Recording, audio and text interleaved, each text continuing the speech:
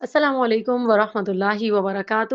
رب اشرح لی صدری ویسر لی امری واحلل عقدۃ من لسانی یفقہوا قولی۔ افطار کا وقت۔ افطار جلدی کرنا مسنون ہے۔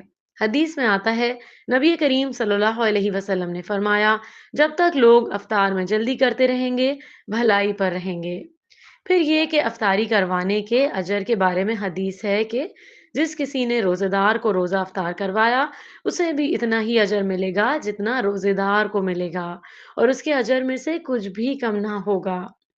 پھر یہ کہ اللہ تعالیٰ ہر روز افطار کے وقت لوگوں کو جہنم سے نجات دیتے ہیں۔ نبی کریم صلی اللہ علیہ وسلم نے فرمایا، یہ الفاظ کہو، کیونکہ رسول اللہ صلی اللہ علیہ وسلم بھی الفاظ کہتے، اللہم لک صمت وعلی رزقک افطرت۔ اے اللہ، میں نے تیرے لیے روزہ رکھا اور تیرے ہی دیے ہوئے رزق سے افطار کیا۔ افطاری کے بعد کی دعا، ذهب الظمأ وابتلت العروق وثبت الاجر ان شاء اللہ۔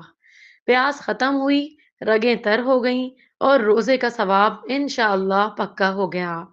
افطاری کروانے والے کے لیے دعا، افطر عندكم الصائمون واكل طعامكم الابرار وصلت عليكم الملائکہ۔